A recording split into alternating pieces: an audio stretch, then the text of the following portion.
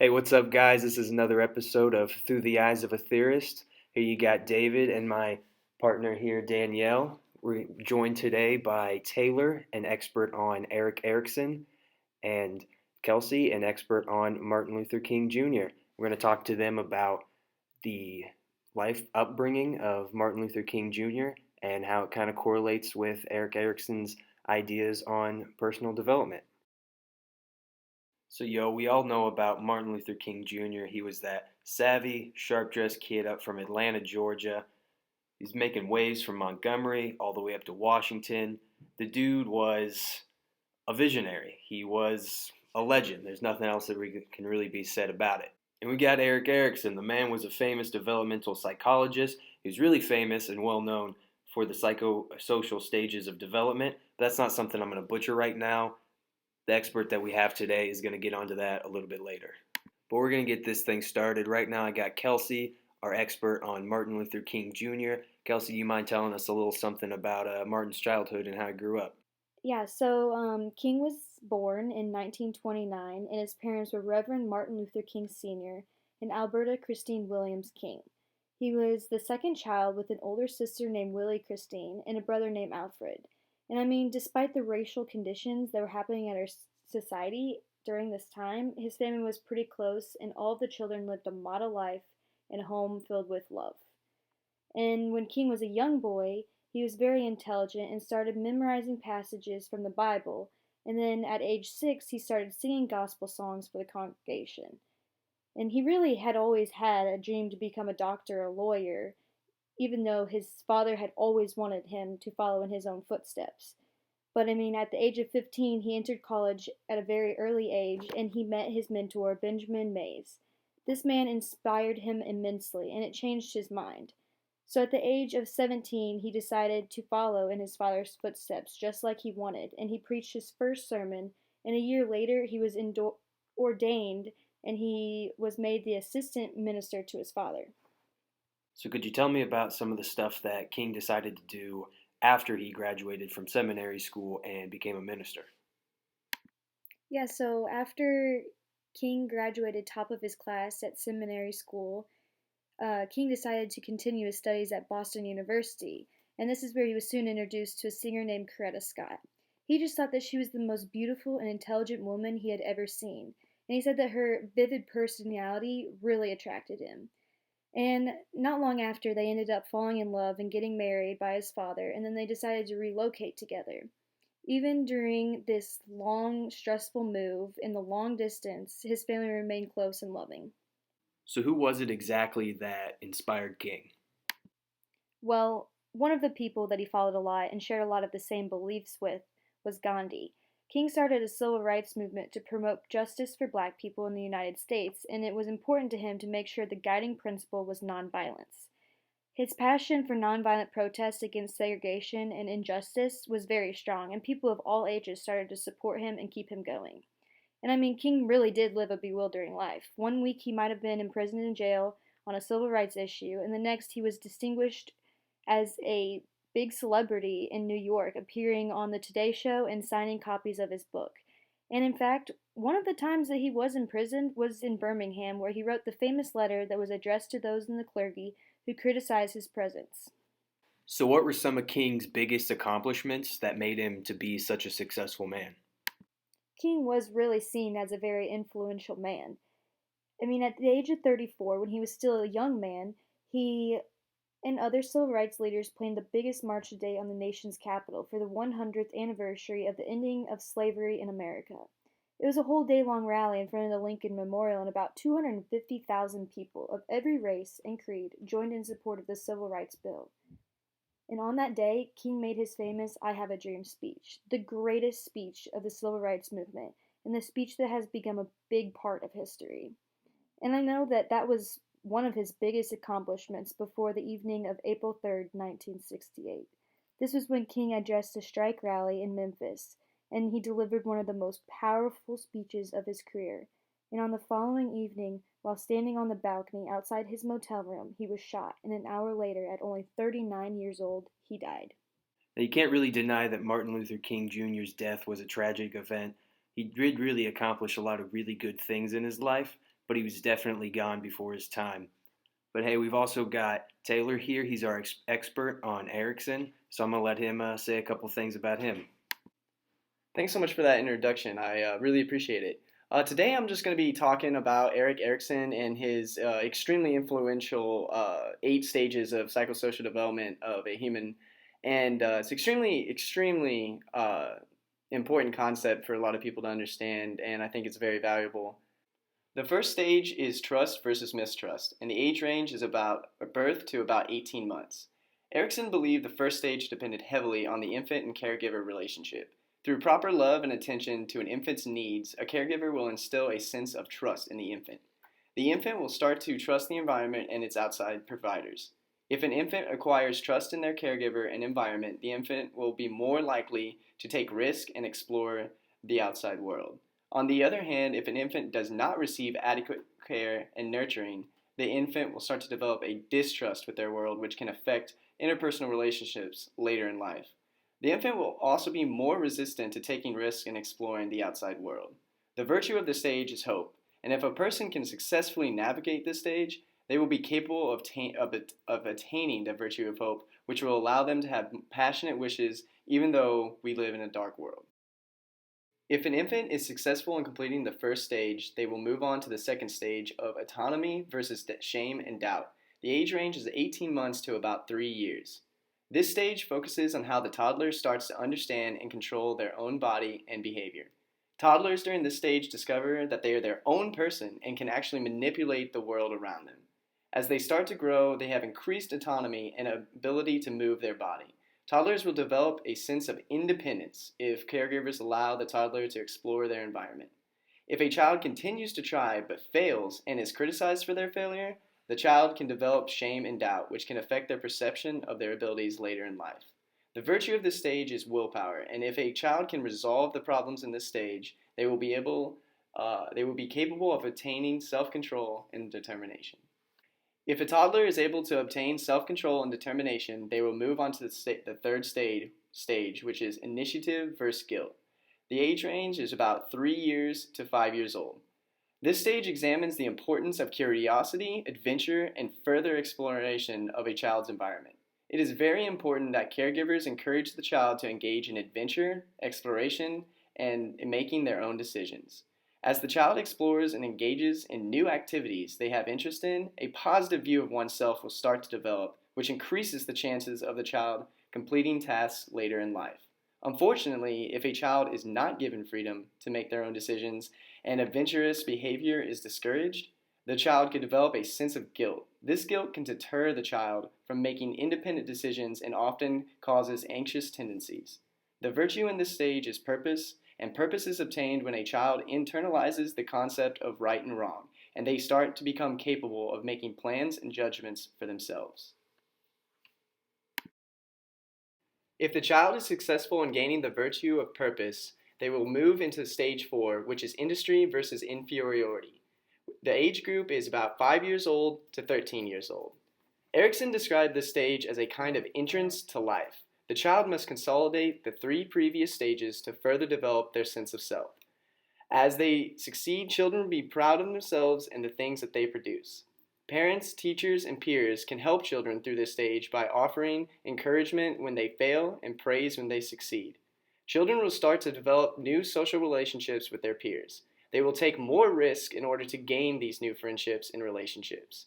Confidence is the virtue of this stage, and it requires children to have a belief in their own abilities to finish tasks and create successful relationships with peers. If a child struggles with this virtue, they may hesitate to try new things, take new risks, and form new friendships and relationships. If a child is successful in completing the 4th stage, they will move into the 5th stage, which is identity versus role confusion. The age range is usually 13 years old to around 21 years old. During this stage, childhood ends and the child reaches adolescence. Erikson believed this stage was a time for children to push boundaries, break their dependence, and create their own identity. Identity is how a person perceives themselves and their connection to the world. If a person has trouble forming an identity, they could experience role confusion, which is when a person can't truly define who they are, where they plan to go, or how they will get there. Erikson believed that having role models was a successful way to develop identity. A person can independently choose someone they admire and model their behavior after their example. This stage is extremely crucial as teenagers are making decisions about their system of values, morals, religious beliefs, and gender. The virtue of this stage is fidelity. Fidelity is described by Erikson as a finding your place in society, contributing to it, and maintaining loyalties regardless of the flaws a person may be aware of. Once a teenager successfully builds an identity, they will move to the next stage of intimacy versus isolation. The age range is about 21 years to around 40 years old. This stage builds on the successes or failures of a person forming their identity. Once a person successfully forms their identity, they are ready to commit to friendships and partnerships with other individuals. Being intimate with another person requires that an individual is confident in their own identity. As a young adult experiences intimacy with another person, they can find and lose themselves in their partner. If a young adult struggles with identity, they will have trouble forming successful, intimate friendships or partnerships. As a result, a young adult could experience alienation and isolation. Isolation is when a young adult is excluded from social norms such as dating, strong friendships, and participation in social events. These factors can push a person to withdraw even more from the social realm. The virtue in this stage is love, and love is achieved by transforming the love received in childhood into intimate relationships. Once a person is able to develop successful, intimate relationships, they're able to move to the seventh stage, which is generativity versus stagnation, which is about 40 years old to 60 years old. Erikson labeled this stage as the middle age stage and explained it as a time when individual learns how to live with themselves and others. A person will start to analyze their life and determine if they are happy with the choices they made or if they have failed to accomplish goals and dreams. If an individual has successfully navigated the previous stages, they will tend to look beyond themselves and family. They will look to the future and determine how they could benefit the next generation. If a person has not successfully gained a motivation to be productive, the person may experience stagnation. Stagnation occurs when a person feels that they have not or cannot give back to the younger generation. Care is the virtue of this stage, and Erikson believed care was essential to the entire psychosocial development of a person and stated that care is a widening concern for what has been generated by love. If an individual is successful in completing all 7 previous stages, they will move to the 8th and final stage, which is integrity versus despair. This is about 60 years old till death. This stage is a time for individuals to reflect on their lives. They are able to look back and decide if they had a productive life where they were able to cope with successes and failures. If a person has completed the previous stages, they will most likely not have many regrets and understand that they lived a good life. Ego integrity is the result of having few regrets late in life. If a person has struggled to complete the previous stages, they are likely to spend time thinking about what could have been, resulting in more regrets and a stronger fear of death. The fear of death is a major factor for a person to overcome in this stage. A healthy person will understand that death is just a part of the life process and accept that they enjoyed their life and this is the end. This will produce a more peaceful state of mind before death. The virtue of this stage is wisdom. Wisdom was described by Erikson as a detached concern with life itself, even in the face of death. This information covers most of the major points in each of Erikson's psychosocial stages, and I really hope this information was enough for you to adequately apply to Martin Luther King's life, and I honestly cannot wait to see the connections you make. Thanks so much for having me. I appreciate it. Yeah, man, it was great having you. Thanks so much for being on the show. So we know that based on Erikson's first stage of trust versus mistrust, Martin Luther King Jr. had a really positive upbringing with his parents. Yeah, I agree with that. I think the fact that he grew up in such a loving and caring home helped him to become who he was. Although we don't know much about what Martin's childhood was like, we do know that it was safe enough for him to feel the need to explore his environment, which really helped him become the man that he was meant to be. These explorations provide the successes and failures of a healthy upbringing and show later in his life. He demonstrated the hope and faith of his movement's success that are attained from navigation of this first stage. King's parents were stern but not strict, which may have deterred his exploration. That could have led to shame or doubt in young Martin. I do think, however, that this might be beneficial as he did not develop the impulsiveness, and that's really well known for being a maladaptive tendency.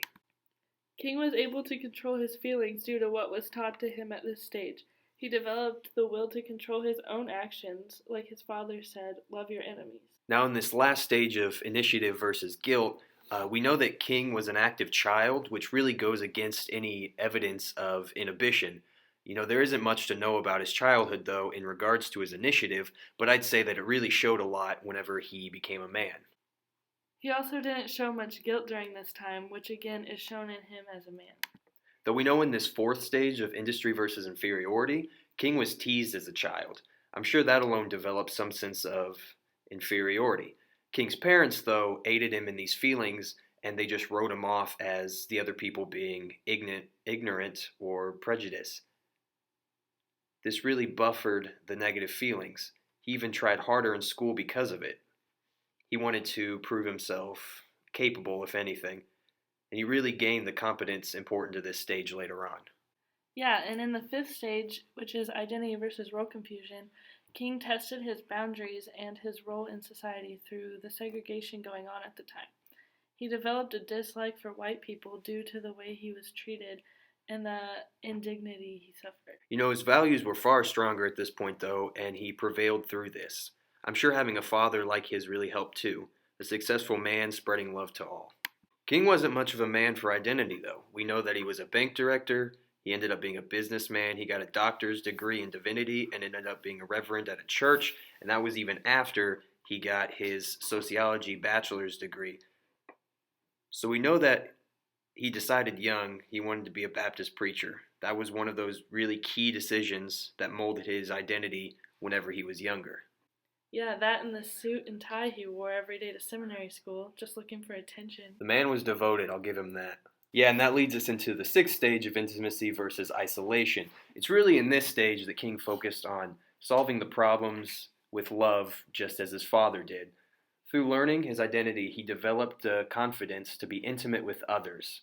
This was also particularly due to the love that was shown to him as a child. Again, we're going into those first couple of stages of his development. Also particularly due to his religious beliefs, which were concrete in the previous stage as well.